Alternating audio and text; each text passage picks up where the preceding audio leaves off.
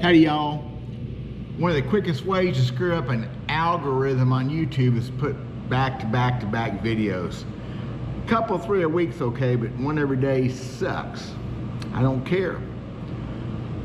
Kind of a dismal day here in central Missouri. It's kind of sprinkling rain. Working in my restaurant, had to come in and build a fire, and I got to thinking. It's kind of dangerous, but I got to thinking about some important stuff I've got going on, and about lures and bass fishing and all kinds of cool stuff. So stay tuned, and I think you'll get a kick out of this. I need some help, need some input. Be right back.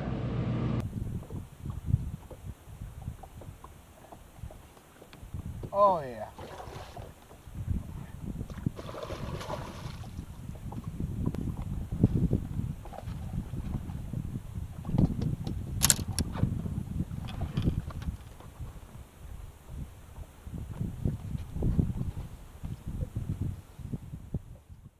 Now quickly, before I get started, anybody knows anything about this technical stuff?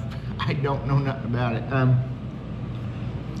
My Canon camcorder will not handshake with my laptop. I don't get that. It's worked fine. It worked a half hour before it screwed up. It says I need to update. I've tried everything on the computer possible. Do I have to update the camera? If so, do I just throw it away and get another one? It's working with the GoPro. And I don't know, this GoPro, I don't care about seeing myself, but I can't tell what y'all are seeing. I can't tell nothing because there's no, I turn around like this. Oh, well that ain't working. So, it'll probably fall right there. Anyway, help. I did that video a couple weeks ago about Guy Hibden, about my jigs that I make and how he invented the jig. If you haven't seen that, I'll put a link in the description. The video's been huge. It's just a truthful thing about bass fishing. It's a sad deal. I've had a lot of folks ask me if I would consider building jigs for them. Now, I've always built baits. In the early 90s, I actually had a little company for a while. I give a lot of lures away. I donate to causes. But my wife is all behind this too. She thinks I need to build baits as a business. Now, a lot of things come into play. You understand, there's this federal excise tax stuff. I have to research that. When you build bass lures, you become a manufacturer. It puts you under a whole set of rules. Some of them are pretty cool. Some donate money back to fisheries and wildlife and such. Dingle Johnson, I don't remember which ones come into play. I'd have to research it. So, as a feeler, first off, because there's been a dozen people from that video asking about those jigs, and a few people outside the video, would y'all want them? Old school rubber jigs. Now Randy Blockett did that for a couple, 3 years with Baitworks. Baitworks, as far as I know, went out of business, whatever. Those jigs were 10 bucks a piece. My jigs would not be 10 bucks a piece. Oh my gosh. Love you, Randy, but $10 for a jig?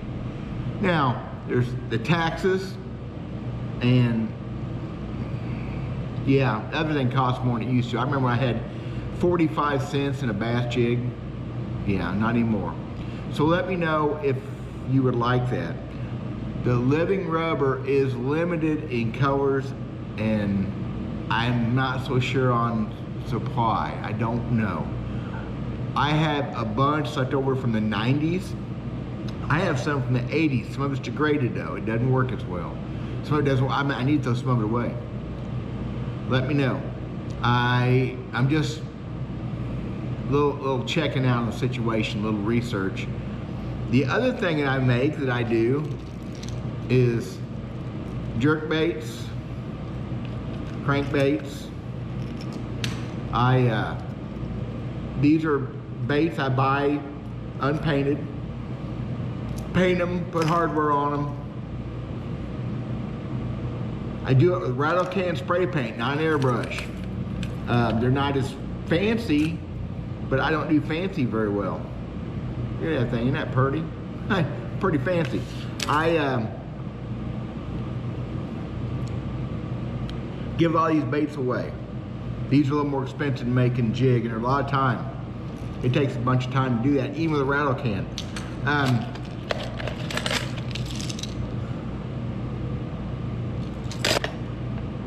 What do you think? Something y'all want? Cut. Dropping them. These I just finished putting clear on a couple days ago. These are for me personally. I like subtle colors in jerkbaits mostly. Natural subtle colors I like. I know I have some eccentric ideas on my baits, but I know what works for me over 45 plus years of bass fishing. So pretty is as pretty does. I got in trouble when I first started this channel talking about pretty, and I'm not gonna say everything like I said then. Pretty kind of stupid, but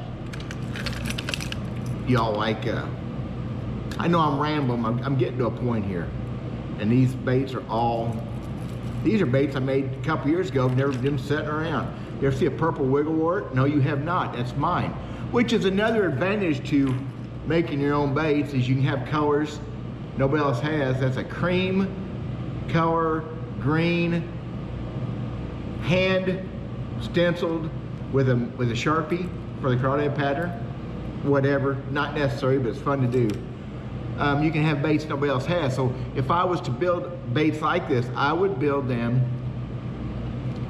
to a degree to order. Now that rattle can stuff, it's hard to duplicate things. So that may be tricky. The jigs, I'm limited on colors, but I think it would be where I separate myself from other companies, other manufacturers. It would be a to order kind of what do you want kind of deal. The most craziest old-fashioned brown back orange belly crawdad with a coach dog pattern, old school, old school. Look at that. I may not be catching any fish, but I'm doing it with baits nobody else is using. What? No, I'm throwing baits that nobody else has because I made them myself. There's a light green, light brown belly with a coach dog. You know, again, not huge into colors. Mostly. It's fun to do them different. Be boring to do the same one all the time. So, pretty is as pretty does. Here is the issue I have with building jigs. Obviously my crankbaits and jerkbaits and the whopper plopper stuff come in clear. You got to put, well, you don't have to put paint on, they work good clear too. But the jigs, I have a whole bucket of jig heads here. I've got buckets of these that I make. Several different head styles. The one I use the most, this jig is a, and I'll pull one out that's representative here. That is an Arky jig mold from 1991, do it mold. That when I bought that mold.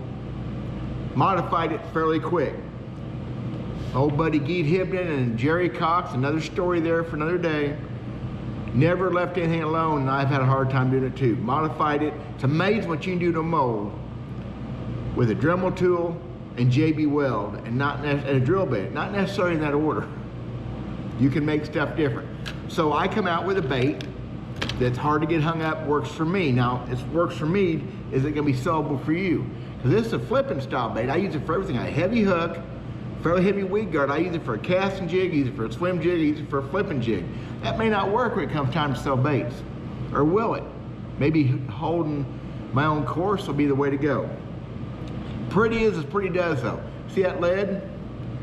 Guys, that's where I throw mine. I have none here.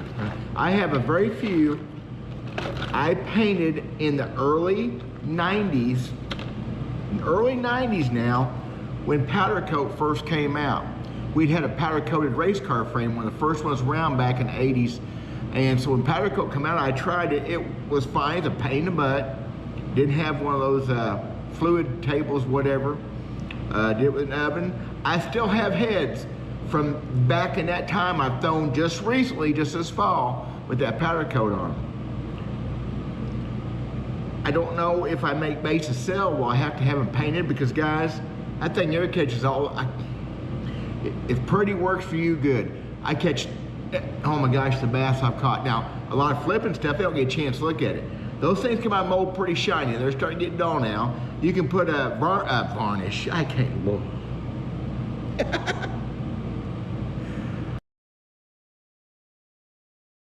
Getting old is hard. You can do things to them to dull that finish. You can use a Sharpie marker. I just don't know if I'm in the mood to invest in a fluid bed. Fluid bed, is that right? Just to sell some baits. It added to the price of the bait. Labor, time, that's where it's all at in this stuff. You gotta think about that. Let me know what y'all think. Could y'all throw a bass jig with no paint on the head? It's gonna come off, and even the powder coat stuff, eventually I'm gonna beat it off. Maybe you guys are fishing something different than I'm fishing. These rocks in central Missouri and southern Missouri eat paint up. I don't care how good a coat it is. They're not as pretty after you fish with them a while. So I'm very interested in knowing what y'all think about that. Man, I've caught a bajillion and a half bass on these jigs with no paint. I've caught big bass, 25, 27 pound stringers, 5-fish stringers over the years with no paint. Fish don't care. I've caught them in clear water, table rock. Back when table rock was clear, you see 22, 25 foot deep. I caught them with brand new shiny heads. Of course, on a swim jig or a shiny head look good, whatever. Just getting a feel for this, y'all. Let me know what you think. Another thing I do, I'm not a big chatterbait guy. I really ain't. I've caught some good fish on in certain situations. Most time I don't throw a chatterbait. I make a mean one though. I mean, if I get the components, I did something by accident. It works better than any chatterbait I've seen. I'm not paying $7, $12 for a chatterbait. The ones at Walmart, whatever, at $7, $8. Maybe the components more. I bought a bunch of old stuff left over. I don't remember what that even is. A booyah, what is that? Anyway, I may not be able to get components, but chatterbaits. It's too much fun to make them yourself. I'm fixing to pour some plastic. I haven't done that in several years. Enough years I'm having to make some new molds, some flat pour molds, whatever you call them, hand pour molds for my crawdad, my Guido bug, my Dion Firecall crawdad. I'm about out of them. And mine's different than anybody else's, including theirs. Mine's a little different. I didn't want to copy off them crazy. Back when I built that first mold in 80, I don't know, 84, 85, I made it different. I don't think copying is a good thing. I think stealing and making it better, whatever. So pouring plastics, I've never had an injection mold in my life, but we fished that the other day, that video I dropped yesterday. I said I'm gonna start pouring those hula grub skirts. That's an injection mold. It's probably gonna be tricky. But I'm gonna do that because it's fun and because I want some different stuff in the hula grub and that skirted grub that you can't get. Yeah, kind of colors, I know. Kind of weird because I said I don't like colors, but I like shades of colors. No paint on a jig. What do y'all think of that? Or a chatterbait? Rattle can paint on crankbaits, jerkbaits, whopper plopper. That's rattle can. And a Sharpie marker. I did a series of videos on my Hickbilly Outdoors channel a couple years ago. It didn't really go over big. I did 3 videos on how I do this. I'll put a link to the first one of those in that below too. Maybe you look at that and see what you think. It's time is what it takes. It takes time. That's the biggest issue. What's my time worth? Well, I own this restaurant. Let me tell you what, time ain't nothing. I don't get paid for it, never have. I'm serious. I got a few people watch this channel. The channel's growing a little bit, and fishing is still my favorite thing. I need to have traps set. I did hunt a little bit this morning. We're eating squirrel and rabbit next couple of days at the Verts Ranch, and some deer. Oh yeah, we got that banging. It's gonna be a good time. Unpainted jigs, painted jerkbaits. I'm not gonna tell you what brand that is because it's not, but it is. Look at that. Look at that gnarly thing. I can do those in all 3 versions, the regular, the 1, and the 2. Wonder if my old name for my company is still going to be a good name. Wonder if I can do that. I did it for about 1.5 years back in the day. Sold a lot of it. Sold spinner baits, buzz baits, and jigs back then. Could it be my whole new thing? Or were they going to tax me to death and paperwork going to run me out? And because you become a manufacturer. I used to say you were an assembler. Assemblers shouldn't get taxed, but apparently Pittman Robertson, Dingle Johnson, whatever federal acts is involved, the feds are going to get their money no matter what. They get me every 3 months here and it hurts. I think that's all. Let me know, seriously. Not a lot of people watch these videos, but there'll be a few y'all. Share it with your buddies. See if I can give you a jig, it's better than what you can get at Bass Pro Shop. Well, better than Walmart anyway. I don't know what Bass Pro Shop sells. Definitely cheaper than $10 from Bait Works. Nothing against Randy. Randy's an old buddy. Randy's great. $10 for a jig. You got to be kidding me. I gotta research how much rubber I can actually get. Can't even get enough. I can make them with silicone skirts too, and I will. Sure I will. That's easy. I like the real old-fashioned live rubber better. I'm done. Plastic baits, hard, soft, pouring jigs, sniffing lead, not good. Be careful if you do that yourself. God bless you guys. Let me know what's going on. We'll talk to you later.